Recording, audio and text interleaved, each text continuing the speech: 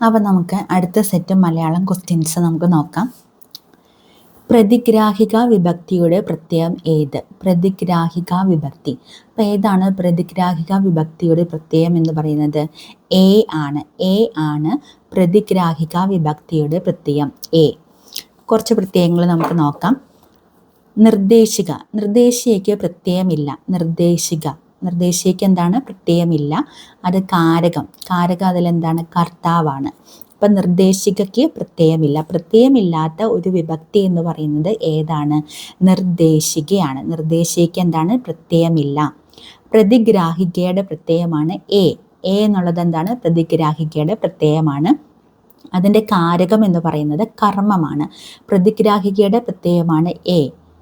അപ്പോൾ ഇതിൻ്റെ കാരകം എന്ന് പറയുന്നത് എന്താണ്? കർമ്മമാണ്. നിർദ്ദേശിക എന്ന് പറയുമ്പോൾ അതിന് പ്രത്യേകിച്ച് പ്രത്യയമില്ല.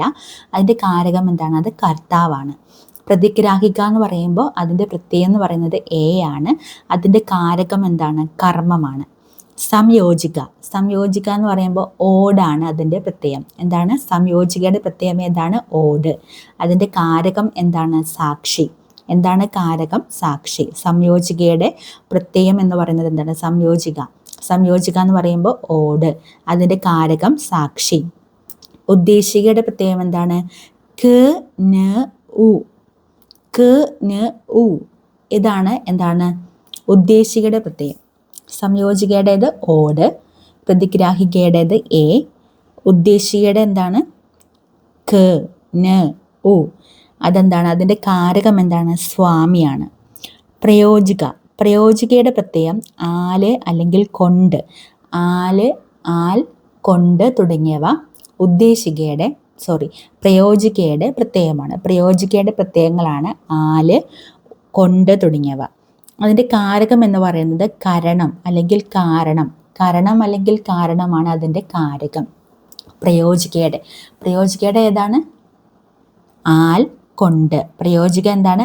ആൽ, കൊണ്ട്. സംബന്ധിക ഉടെ, ഇൻ്റെ ആണ് സംബന്ധിക.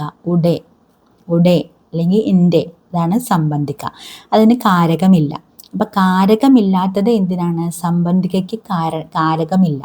കാരകമില്ലാത്തത് സംബന്ധികയാണ്. പ്രത്യയമില്ലാത്തത് ഏതാണ്? പ്രത്യയമില്ലാത്തത് നിർദ്ദേശികയ്ക്കാണ്. പ്രത്യയമില്ലാത്തത് കാരകമില്ലാത്തത് സംബന്ധികയ്ക്കാണ്. ഉടെ, ഇൻ്റെ എന്ന് വരുന്നതാണ് സംബന്ധികയുടെ പ്രത്യയം. ആധാരിക. ഇൽ, കൽ. അതെന്താണ്? ആധാരികയാണ്. ഇൽ, കൽ. ആധാരിക, ഇൽ, കൽ.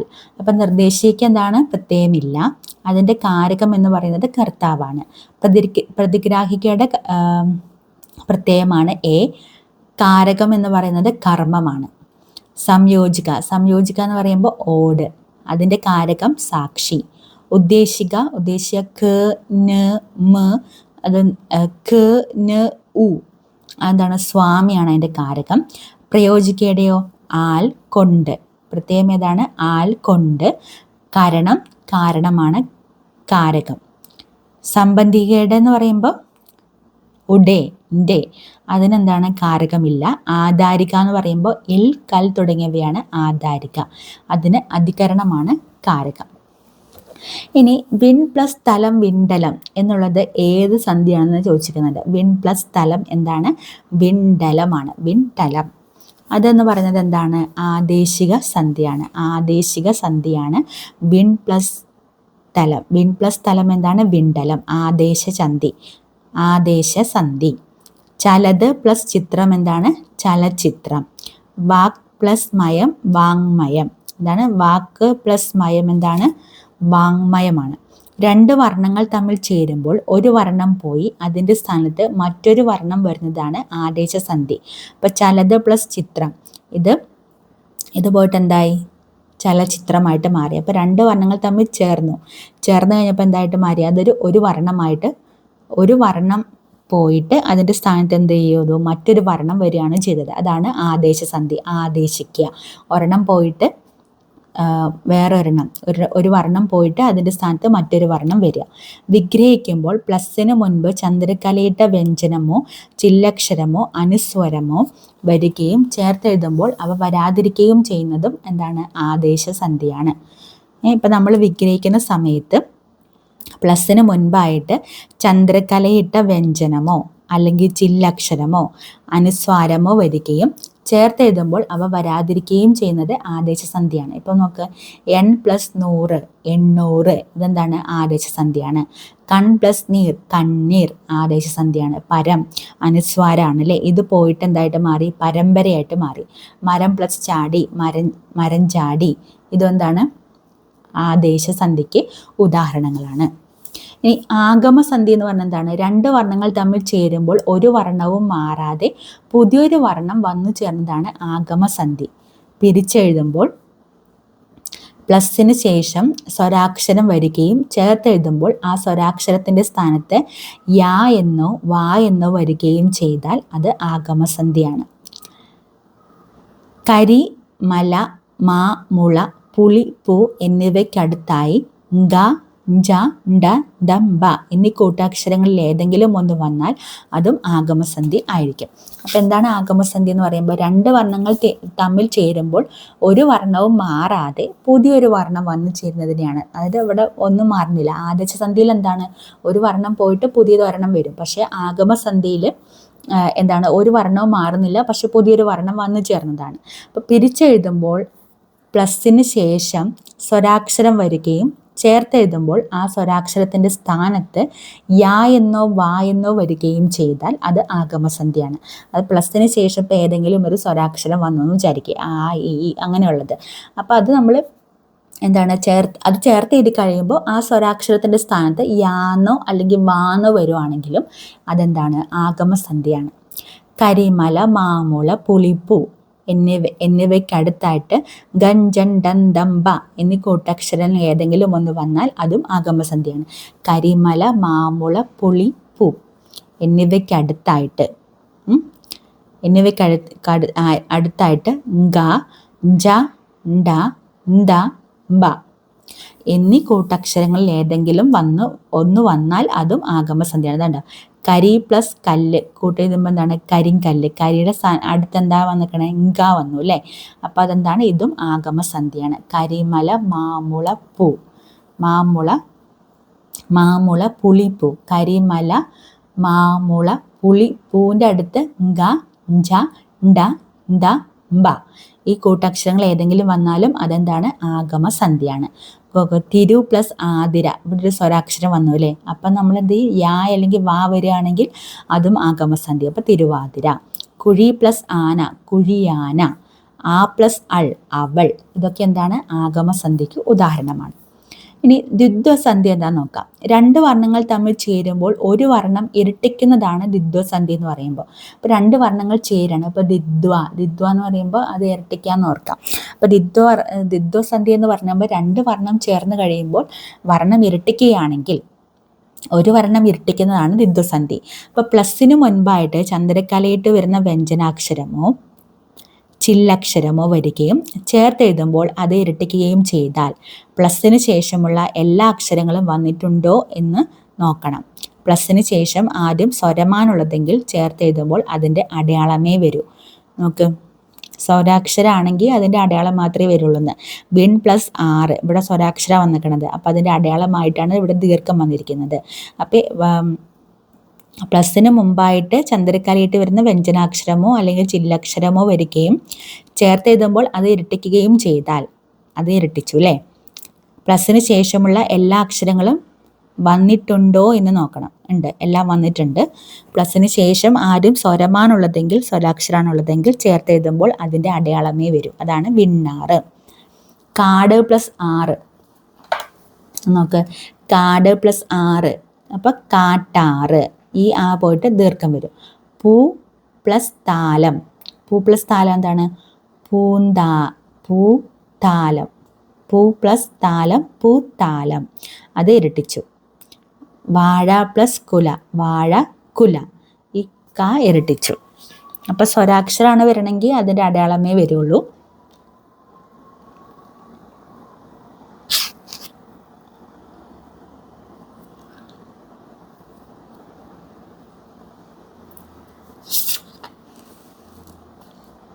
ഇനി എന്താണ് ലോപസന്ധി? രണ്ട് വർണ്ണങ്ങൾ തമ്മിൽ ചേരുമ്പോൾ ഒരു വർണ്ണം ലോപിക്കുന്നതാണ് ലോപസന്ധി എന്ന് പറയുന്നത്.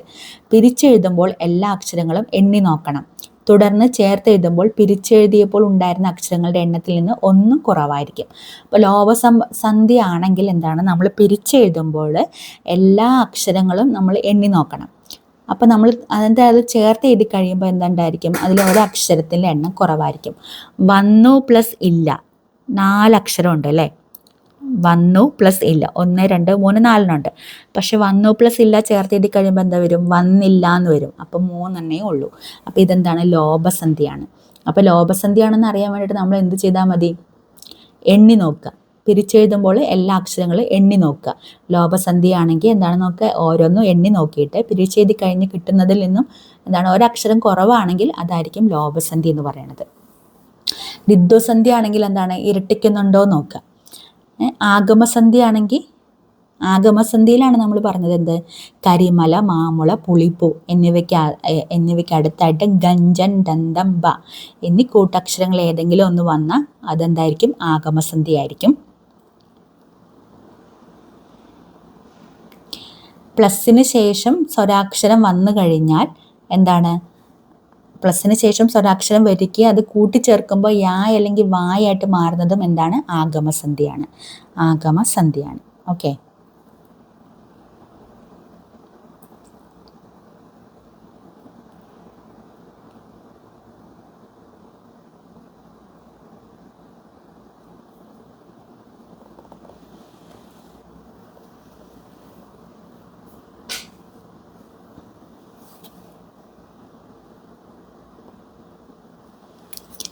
ഇനി അടുത്ത ക്വസ്റ്റ്യൻ നോക്കാം. ശരിയായ രൂപം ഏതാണ്, മനുഷ്യത്വം. മനുഷ്യത്വം എന്ന് എങ്ങനെ എഴുതാം, ശരിയായ രൂപം ഏതാണ്, മനുഷ്യത്വം.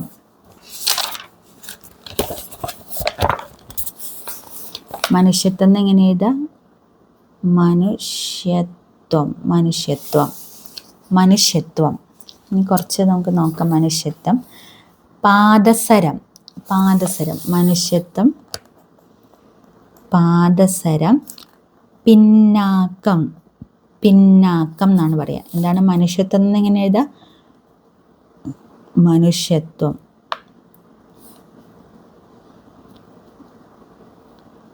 മനുഷ്യത്വം. പിന്നെ പിന്നാക്കം. പാദസരം. പാദസരം. ഓക്കെ.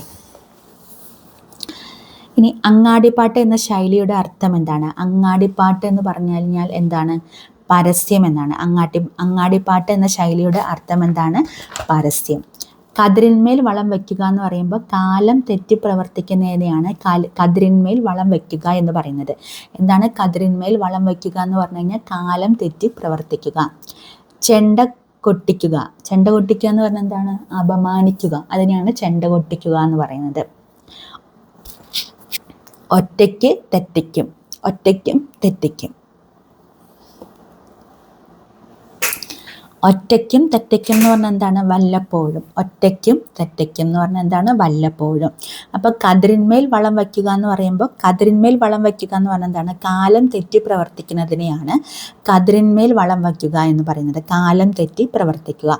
ചെണ്ട കൊട്ടിക്കുക എന്ന് പറഞ്ഞാൽ എന്താണ്, അപമാനിക്കുക.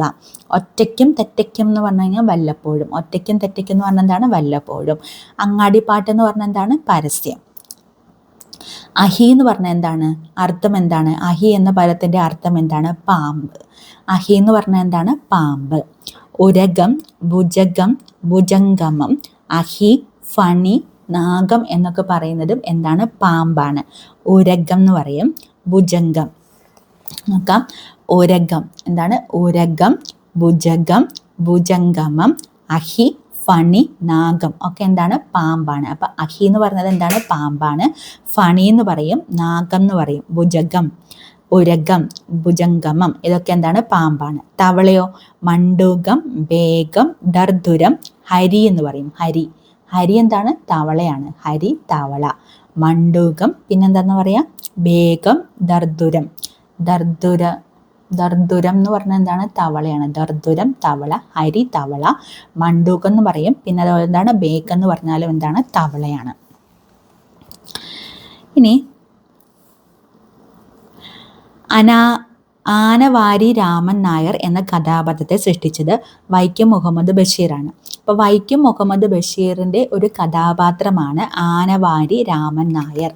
ആനവാരി രാമൻ നായർ എന്നുള്ളത് വൈക്കം മുഹമ്മദ് ബഷീറിൻ്റെ കഥാപാത്രമാണ്. ആനവാരി രാമൻ നായർ എന്നത് എന്താണ്? വൈക്കം മുഹമ്മദ് ബഷീറിൻ്റെ കഥാപാത്രമാണ്. വൈക്കം മുഹമ്മദ് ബഷീറിൻ്റെയാണ്. ഇനി ക്ലാസിപ്പേർ എന്നുള്ളത് എന്താണ്? കയർ എന്ന കൃതിയിലെ ഒരു കഥാപാത്രമാണ് ക്ലാസിപ്പേർ. കയർ എന്നുള്ള കൃതി എഴുതിയത് ആരാണ്? തകഴിയാണ് കയർ എന്ന കൃതി എഴുതിയത്.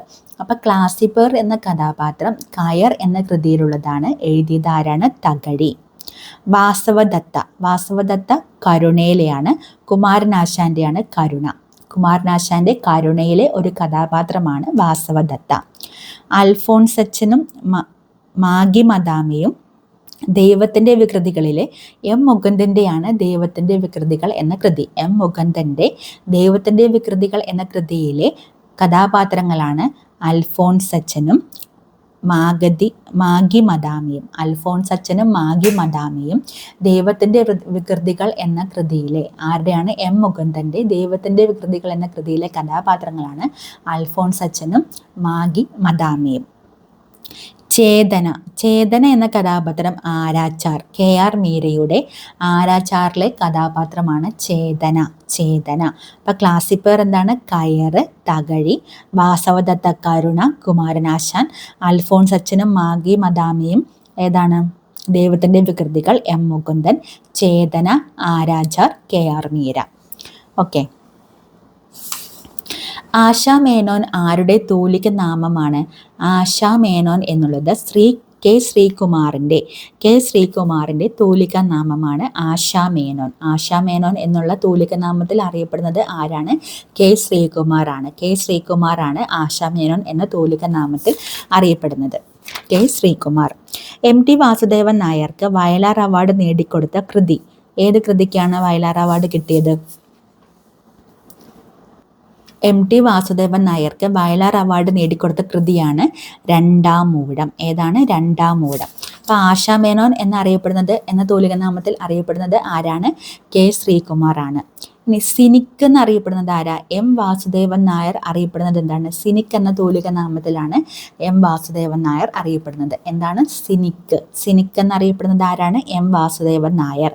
ഇടമറുക് TC ജോസഫാണ് ഇടമറുക് എന്നറിയപ്പെടുന്നത്. ആനന്ദൻ എന്നറിയപ്പെടുന്നത് ആരാണ്? P സച്ചിദാനന്ദൻ. അതിൽ തന്നെ ഒരു ആനന്ദൻ ഉണ്ട്. അപ്പോൾ P സച്ചിദാനന്ദൻ, അതാണ് ആനന്ദൻ എന്ന് അറിയപ്പെടുന്നത്. സുമംഗല എന്നറിയപ്പെടുന്നത് സുമംഗല. അപ്പോൾ എന്താണ്? ലീല നമ്പൂതിരിപ്പാട്. ആനന്ദ് P സച്ചിദാനന്ദൻ. പ്രേംജി എന്നറിയപ്പെടുന്നത് MP ഭട്ടതിരിപ്പാടാണ് പ്രേംജി എന്നറിയപ്പെടുന്നത്. അപ്പോൾ സിനിക്ക് എന്നറിയപ്പെടുന്നത് ആരാ? എം വാസുദേവൻ നായർ. എം വാസുദേവൻ നായരാണ് സിനിക്ക് എന്നറിയപ്പെടുന്നത്. ഇടമറുക് TC ജോസഫാണ് ഇടമറുക്. അപ്പോൾ എം വാസുദേവൻ നായരുടെയാണ് എന്താണ്? Cynic. M Vasudevan Nair Cynic, TC Joseph Idamaruku, P Sachidanandan Anandan, Leela Namboothiripad ഏത് തൂലിക നാമത്തിലാണ്? സുമംഗല. MP ഭട്ടതിരിപ്പാട് ഏത് പേരിലാണ് അറിയപ്പെടുന്നത്? പ്രേംജി.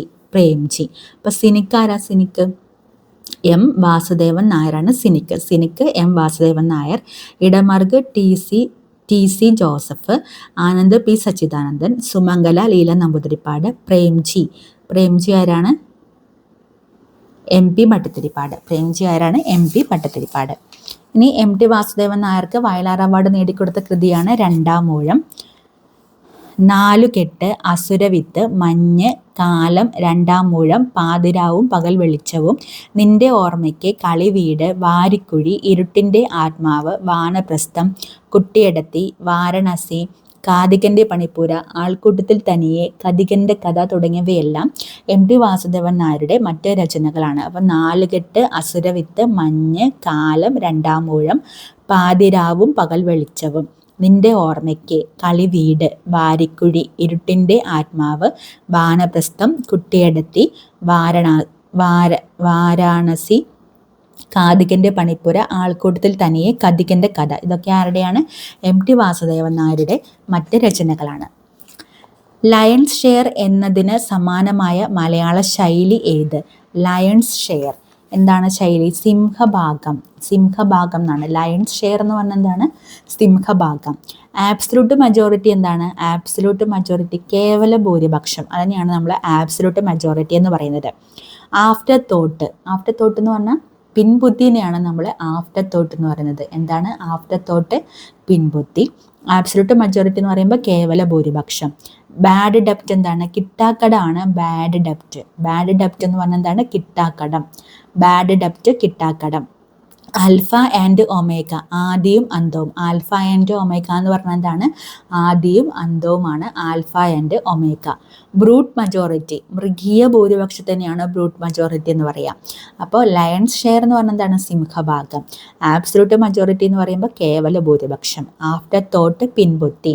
ബാഡ് ഡെപ്റ്റ് എന്താണ്? കിട്ടാക്കടം. ആൽഫ ആൻഡ് ഒമേഗ ആദിയും അന്ത്യവും.